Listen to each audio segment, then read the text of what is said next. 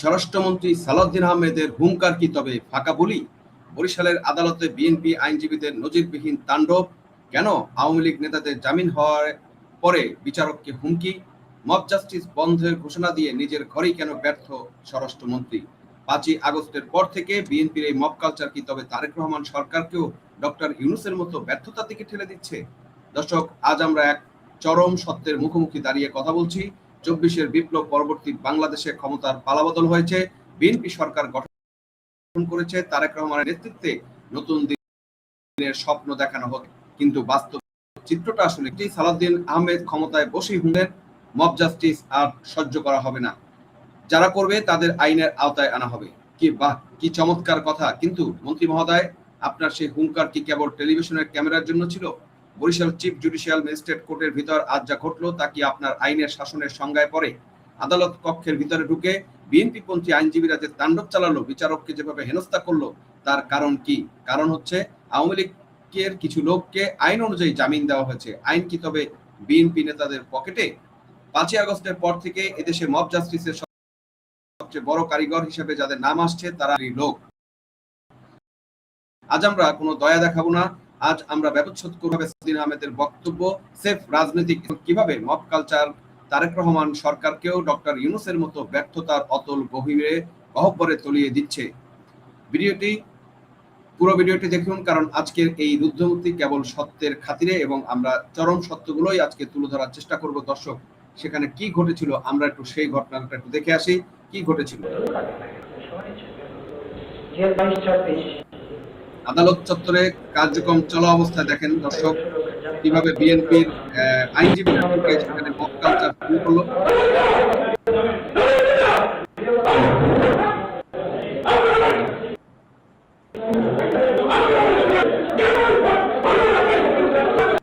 দর্শক, ভাবতে পারেন একজন বিচারকের সামনে এসে এভাবে আঙ্গুল উঁচিয়ে তাকে হুমকি দেওয়া, ধামকি দেওয়া, চেয়ার টেবিল উপড়ে ফেলা, এটা কি কোন ধরনের আইনের শাসন বাংলাদেশে প্রতিষ্ঠিত হচ্ছে সেটা কি আপনারা বলতে পারেন? আর একটু দেখি আমরা।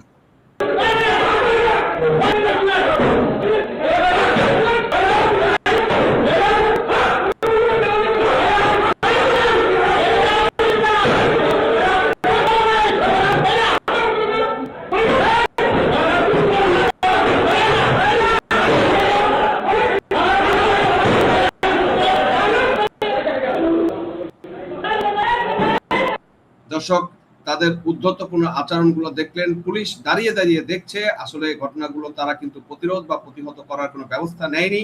প্রশাসনের পক্ষ থেকে এই ধরনের উদাসীনতা আসলে এই মব কালচার কি প্রমোট করছে, মব কালচার কি সাপোর্ট দিচ্ছে বলে কি আমরা মনে করতে পারি না? দর্শক, আরো একটু দেখি আমরা।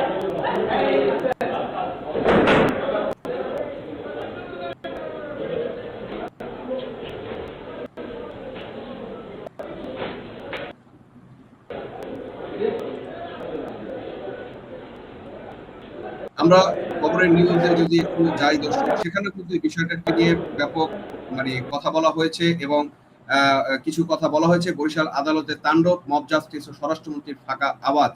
বরিশাল আদালত কক্ষে তাণ্ডব ও মব জাস্টিস নিয়ে স্বরাষ্ট্রমন্ত্রী সালাউদ্দিন আহমেদের কঠোর অবস্থান, আইনের শাসন বজায় রাখতে সরকারের জিরো টলারেন্স। এই যে জিরো টলারেন্সের কথা বলা হয়েছে, তার নমুনা কি আমরা দেখছি? বাংলাদেশের বিচার বিভাগ এবং আইন শৃঙ্খলা পরিস্থিতির উপর সম্প্রতি এক কালো মেঘ দেখা দিয়েছে। বরিশাল চিফ জুডিশিয়াল ম্যাজিস্ট্রেট আদালতে ঘটে যাওয়া সাম্প্রতিক ঘটনাকে কেন্দ্র করে দেশ জুড়ে বইছে আলোচনার ঝড়। আওয়ামী লীগ নেতাকর্মীদের জামিন দেওয়ার প্রতিবাদে জাতীয়তাবাদী আইনজীবী ফোরামের ব্যানারে একদল আইনজীবী আদালতের ভিতরে ঢুকে তাণ্ডব চালানোর অভিযোগ উঠেছে। এই ঘটনাটি এমন এক সময় ঘটলো যখন দেশের স্বরাষ্ট্রমন্ত্রী সালাউদ্দিন আহমেদ বারবার মব জাস্টিস বা গণপিটুনির আইন নিজের হাতে তুলে নেওয়ার বিরুদ্ধে জিরো টলারেন্সের ঘোষণা করেছেন। কিন্তু সেটা কি আমরা নমুনা দেখছি দর্শক? দেখছি না। আদালত কক্ষে যা ঘটেছিল প্রত্যক্ষদর্শী এবং আদালত সূত্রে জানা যায়, গত কয়েকদিন রাজনৈতিক পট পরিবর্তন পর বিভিন্ন মামলায় আওয়ামী লীগের নেতাকর্মীদের আদালতে হাজির হচ্ছে। নিয়মিত আইন প্রক্রিয়ায় আদালত যখন জামিন আবেদন মঞ্জুর করছেন, তখন সেখানে উপস্থিত একদল আইনজীবী উত্তেজিত হয়ে পড়েন। তারা বিচারকের খাস কামরায় সামনে স্লোগান দেন এবং এক পর্যায়ে এজলাসের ভিতরে বিশৃঙ্খলা সৃষ্টি করেন। সাধারণ বিচার প্রার্থীদের মতে আইনের রক্ষক হয়ে যারা আইনের নিজের হাতে তুলে নিচ্ছেন, তারা দেশের বিচারিক ব্যবস্থার জন্য একটি বিপজ্জনক সংকেত হিসেবে এটাকে দেখছেন বলে আমরা মনে করছি। দর্শক, আপনারা দেখলেন যে পুরো ঘটনাটা আমি আপনাদের দেখানোর চেষ্টা করলাম যে আসলে এখানে কি ঘটেছিল এবং কি ঘটছে। দেখেন, আমরা যদি এটা বিশ্লেষণ করতে চাই বন্ধুরা, ঘটনার বর্ণনা যেটা আপনারা শুনলেন যে বরিশালের চিফ জুডিশিয়াল ম্যাজিস্ট্রেটের আদালতে বিচারক তার আইনি এখতিয়ার বলে আওয়ামী লীগের কয়েকজন আসামিকে জামিন দিয়েছেন। ব্যাস, এতেই খেপে গেলেন বিএনপি পন্থী আইনজীবীরা। তারা কি আইনি লড়াই করলেন? না, তারা বেছে নিলেন মব জাস্টিস। আদালত কক্ষের ভিতরে ঢুকে স্লোগান, টেবিল চাপড়ানো এবং বিচারককে ভয়ভীতি দেখানো। এটি কি কোনো সুস্থ মস্তিষ্কের আইনজীবীর কাজ হতে পারে? আইন পেশা কি এখন লাঠিয়াল বাহিনীতে পরিণত হয়েছে? যারা আইনের রক্ষক হওয়ার কথা, তারাই যখন আইনেরকে বৃদ্ধাঙ্গুলি দেখিয়ে মব তৈরি করে, তখন সাধারণ মানুষ কোথায় যাবে? 5ই আগস্টের পরে কিন্তু আপনারা দেখেছেন যে আওয়ামী লীগের পক্ষে যে আইনজীবী শাহীন নেমেছিল, তাকে কিভাবে মব করা হয়েছিল এবং তাকে মাথা পর্যন্ত থাপ্পড় দেওয়া হয়েছিল, সেটা আপনারা দেখেছেন। এই বিএনপি লোকজনের ভিতরে কিন্তু এই ধরনের টেন্ডেন্সি, এই ধরনের মানে অ্যাভেলেবেল টেন্ডেন্সি কিন্তু আমরা দেখেছি। সুতরাং এটা কিন্তু তাদের চরিত্রের ভিতরে রয়েছে এবং মব কালচারটা কিন্তু তারাই সৃষ্টি করেছে। এই আইনজীবী কি ভুলে গেছেন যে বিচার বিভাগ স্বাধীন? জামিন পাওয়া বা না পাওয়া বিচারকের এখতিয়ার। যদি আপনার পছন্দ না হয় আপনি উচ্চ আদালতে যান, কিন্তু তা না করে আদালত কক্ষে রণক্ষেত্র পরিণত করা, এটি কি প্রমাণ করে যে বিএনপি একটি অংশ এখনো সেই পুরনো জোর যার মুল্লুকতার নীতিতে বিশ্বাসী? সালাউদ্দিন আহমেদ সাহেব, আপনাকে আমরা বলতে চাই, আপনি পুলিশ বাহিনী কোথায় ছিল তখন? আপনার গোয়েন্দা সংস্থা কি জানতো না যে আপনার দলের লোকজনই মব তৈরি করতে যাচ্ছে? স্বরাষ্ট্রমন্ত্রী সালাউদ্দিন আহমেদ সাহেবকে বলতে চাই, আপনার কথা আর কাজের মধ্যে ব্যবধানটা কি আকাশ পাতাল নয়? আপনি বলেছিলেন মব জাস্টিস করলে আইনের আওতায় আনা হবে। বরিশাল আদালতে যারা তাণ্ডব চালালো তাদের কয়জনকে আজ আপনি গ্রেপ্তার করেছেন? কয়জনের বিরুদ্ধে আইনি ব্যবস্থা নেওয়া হয়েছে? নাকি আপনার এই হুঙ্কার কেবল সাধারণ মানুষের জন্য এবং প্রতিপক্ষ দলের জন্য? আপনার দলের লোকেরা যখন মব তৈরি করে তখন কি আইন অন্ধ হয়ে যায়? বিশ্লেষকরা মনে করছেন সালাউদ্দিন আহমেদের এই বক্তব্য ছিল সেফ একটি আই ওয়াশ, জনগণের চোখে ধুলো দেওয়ার চেষ্টা। আসলে বিএনপি সরকার ক্ষমতায় আসার পর থেকে সারা দেশে মব জাস্টিসের যে জোয়ার হয়েছে তার রিমোট কন্ট্রোল কিন্তু কিছু নেতার হাতে। যদি স্বরাষ্ট্রমন্ত্রী নিজ দলের আইনজীবীদের নিয়ন্ত্রণ করতে না পারেন, তবে তিনি দেশের কোটি কোটি মানুষের নিরাপত্তা কিভাবে দিবেন? এটি কি কেবল একটি ব্যর্থতা নাকি ইচ্ছাকৃত প্রশ্রয়? আওয়ামী লীগ আমলের ক্যাডার রাজনীতির সাথে আপনাদের তফাৎটা কোথায়, যেটা আপনারা অভিযোগ করেন? আওয়ামী লীগ আমলে তো আমরা এইভাবে দেখি নাই যে আদালতে গিয়ে মব করতে, বিচারকের বিরুদ্ধে মব করতে বা কাউকে জামিন দিলে সেখানে মব করতে, এরকম নীতি তো আমরা দেখি নাই। কিন্তু 5ই আগস্টের পর থেকে অদ্যাবধি এই বিএনপি নেতৃত্বে কিন্তু আমরা এই ঘটনাগুলো উত্তর দেখছি।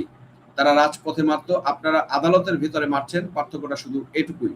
আসুন একটু পিছনের দিকে তাকাই। 5ই আগস্টের পর থেকে বাংলাদেশে যতগুলো মব জাস্টিসের ঘটনা ঘটেছে, মাজার ভাঙচুর থেকে শুরু করে শিল্পকলা একাডেমিতে হামলা কিংবা বিশ্ববিদ্যালয় ভিসিকে পদত্যাগে বাধ্য করা, প্রতিটি ঘটনা নেপথ্যে কি কোনোভাবে বিএনপির বা অঙ্গ সংগঠনের নাম আসেনি?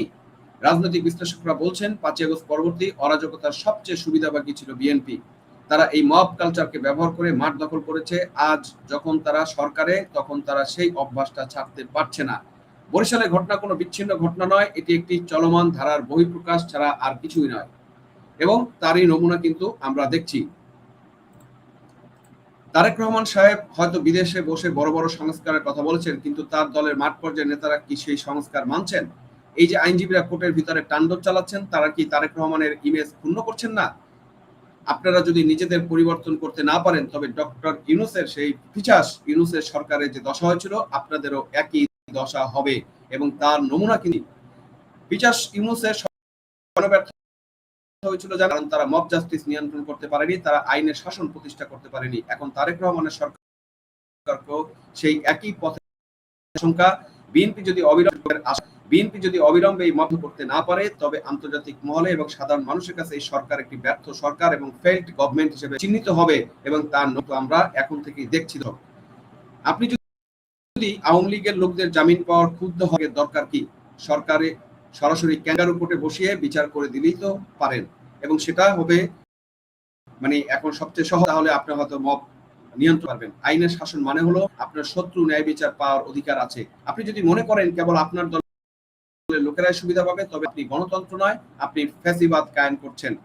তারেক রহমান সাহেব যদি সালাউদ্দিন আহমেদের মতো মন্দির দিয়ে কেবল রাজনৈতিক বক্তব্য দিয়ে চালানো যাবে, তবে তিনি ভুল করছেন। সাধারণ মানুষ আবার ফুঁসে উঠতে সময় নেবে না। দর্শক, পরিশেষে একটা কথা বলতে চাই, বরিশালের আদালতের এই ঘটনা বাংলাদেশের বিচারিক ইতিহাসে একটি কলঙ্কজনক অধ্যায় হিসেবে থাকবে। স্বরাষ্ট্রমন্ত্রী সালাউদ্দিন আহমেদ প্রমাণ করতে হবে যে তার কথা কেবল রাজনৈতিক বক্তব্য নয়। বরিশাল আদালতের সেই তাণ্ডবকারী আইনজীবীরা যদি আজ গ্রেপ্তার না করা হয়, তাহলে বুঝে নিতে হবে এই সরকারও মব জাস্টিসের সমর্থক। তারেক রহমান সরকার যদি টিকে থাকতে চায়, তবে তাদের প্রথম কাজ হবে নিজেদের ঘরের জঞ্জাল পরিষ্কার করা। মব জাস্টিস বন্ধ করুন, বিচার বিভাগকে কাজ করতে দিন, আইনের শাসন প্রতিষ্ঠার নামে তামাশা বন্ধ করুন। বন্ধুরা, আপনারা কি মনে করেন সালাউদ্দিন আহমেদ কি পারবেন তার দলের মব নিয়ন্ত্রণ করতে, নাকি বিএনপি সরকারও ডক্টর ইউনূসের মতো ব্যর্থতার দিকে এগোচ্ছে? কমেন্ট করে আপনার মতামত জানাবেন। ভিডিওটি শেয়ার করে সবার সাথে তুলে ধরুন। সজাগ থাকুন এবং নিরাপদ থাকুন। আজ এ পর্যন্তই, দেখা হবে পরবর্তী ভিডিওতে।